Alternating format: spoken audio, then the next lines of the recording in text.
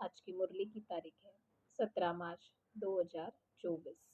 Revise course है 12/12/98। आज बाप दादा ने विशेष अटेंशन दिलाया है कि मेरे मेरे का देह अभिमान छोड़ ब्रह्मा बाप के कदम पर कदम रखो। आज की मुरली की कुछ मुख्य पॉइंट्स है।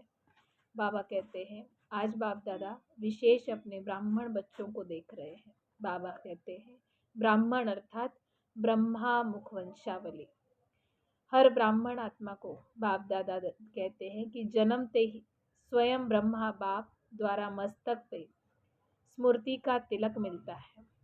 स्वयं भगवान ब्राह्मणों को तिलकधारी बनाते हैं। साथ साथ हर ब्राह्मण आत्मा को पवित्रता के महामंत्र द्वारा लाइट का ताज धारण करवाते और साथ साथ ब्राह्मण आत्मा को विश्व कल्याणकारी आत्मा बनाए जिम्मेवारी का ताज भी धारण कराते हैं। डबल ताजधारी बनाते हैं। डबल ताज और भगवान स्वयं अपने दिल तख्त नशीन बनाते हैं। तो जन्मते ही ताज तिलक और तख्तधारी बन जाते हैं। बाबा कहते हैं आप ब्राह्मणों को तिलक ताज और तख्त तीनों ही प्राप्त होता है। परमात्मा बाप द्वारा ये तीनों ही प्राप्तियां होना ये सिर्फ और सिर्फ ब्राह्मण जन्म में ही ब्राह्मणों के ही भाग्य में है। आज बाबा ने विशेष अंडरलाइन कराई कि नंबर 1 सूर्यवंशी की निशानी क्या होती है? सदा विजयी। बाबा कहते हैं सूर्य की कलाएं कम ज्यादा नहीं होती, चंद्र की कलाएं कम ज्यादा होती है। सूर्यवंशी की निशानी है सदा एकरस और सदा विजयी। चंद्रवंशी की कलाएं एकरस नहीं होती। चंद्र कभी पूर्णिमा का संपूर्ण चंद्र होता है तो कभी कलाएं कम होते होते अमावस्या तक पहुंच जाता है। तो बाबा कहते हैं सूर्यवंशी माना सदा एकरस और सदा विजयी। चंद्रवंशी अर्थात बाबा कहते हैं कलाओं में एकरसता नहीं रहती। फिर बाबा ने विशेष अटेंशन दिलाया नया रास्ता ढूंढना नहीं पड़ रहा है ज्ञान मार्ग में। पांव पांव पर पांव अर्थात ब्रह्मा बाप के कदमों पर कदम रखना है।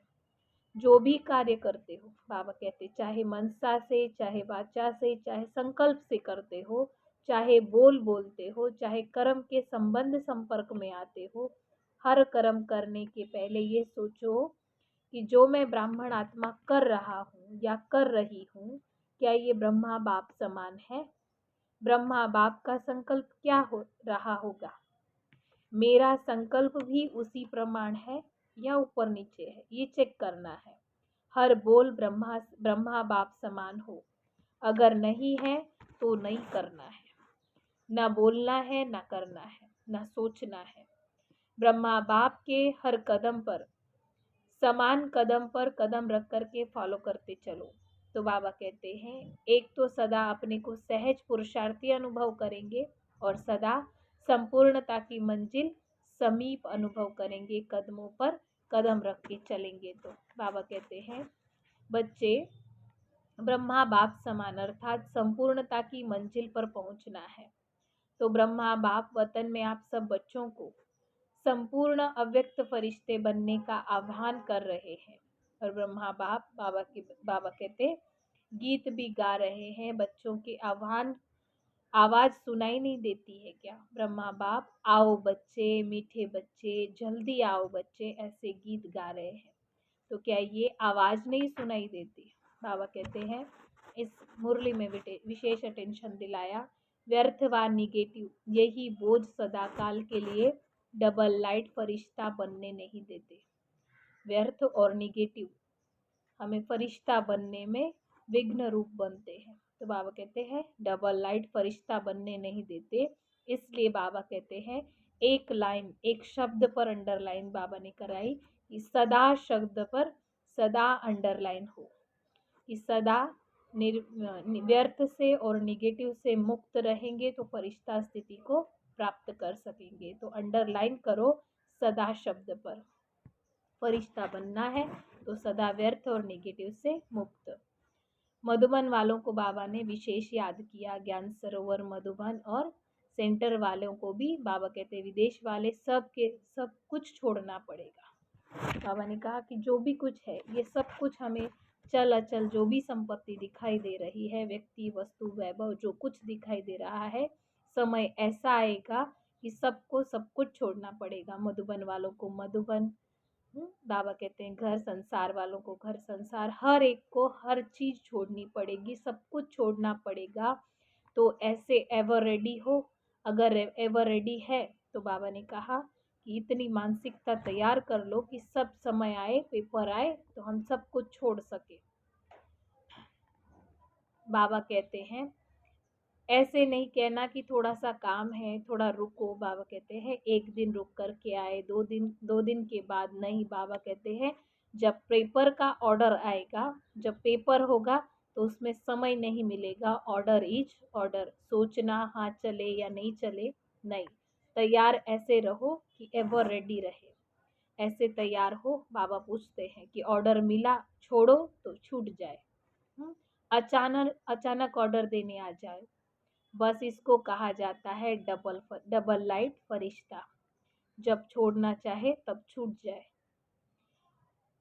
आजकल तो मेरे मेरे का एरिया और झमेला ज्यादा हो गया है। बाबा ने देखा कि मेरा एरिया है। बाबा कहते विश्व कल्याणकारी की क्या हद और क्या एरिया होती है। सब छोड़ना है। ये भी देह अभिमान है। मेरा एरिया, मेरा सेंटर, मेरा घर, मेरी, बाबा कहते मेरा परिवार, ये जो भावनाएं हैं ये भी देह अभिमान का कहीं न कहीं सूक्ष्म रूप है। देह भान फिर भी हल्की चीज है, लेकिन देह अभिमान ये बहुत सूक्ष्म है जो दिखाई तक नहीं देता। मेरा मेरा ही देह अभिमान कहा जाता है। जहाँ मेरा होगा ना, वहाँ बाबा कहते अभिमान जरूर होगा।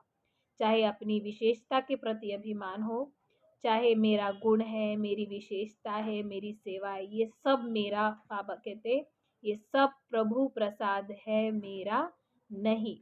प्रसाद को मेरा मानना ये देह अभिमान है। ये अभिमान छोड़ना ही संपन्न बनना है। बाबा कहते अगर संपन्न बनना है तो अनेक प्रकार के मेरे मेरे को बाबा पे अर्पित कर दो। तो बाबा कहते हैं तो ही संपन्न और संपूर्ण बन पाएंगे।